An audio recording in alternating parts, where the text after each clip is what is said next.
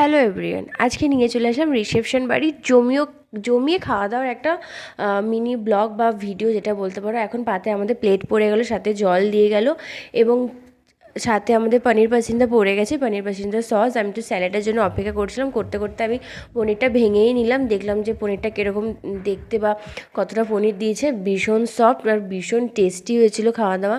এবং দেখতে দেখতে আমাদের স্যালাড দিয়েছে, আমার পনিরটা খাওয়া হয়ে গেছে। দিয়েছে ডাল পুরি আর ছিল ডাল মাখানি, এবং ডাল মাখানিটা ভীষণ টেস্টি ছিল খেতে। আমি আগে কখনো ডাল মাখানি সেভাবে খাইনি, এই বিয়েবাড়িতে ফার্স্ট খেলাম, তো আমার ভীষণই ভালো লাগলো খেতে। এবং ডাল পুরিটাও যেমন হয় সুন্দর, সেরকম সুন্দর ছিল খেতে।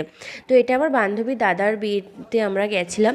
এখন পড়ে গেল আমাদের প্লেটে ভাত এবং দই কাতলা, ডাল আর ভেজিটেবল আর আলু চিপস ছিল। আমি ও দুটো নিয়ে নিই, যেহেতু ওগুলো সবসময় খাওয়া হয়। এত কিছু খেলে মানে মেন যে জিনিসগুলো সেগুলো আমরা খেতে পারবো না, তার জন্য আমি ওগুলো খাই না।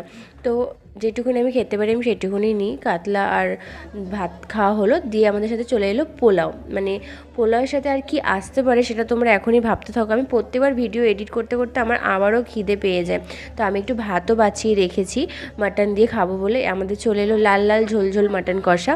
মাটন কষাতে একটু ভাত না খেলেই নয়, আমার মনটা ঠিক ভরে না। তো ভাতও খাওয়া হলো, একটু পোলাও খাওয়া হলো মাটনের সাথে। মাটনটা খুব টেস্ট ছিল এবং সফট ছিল।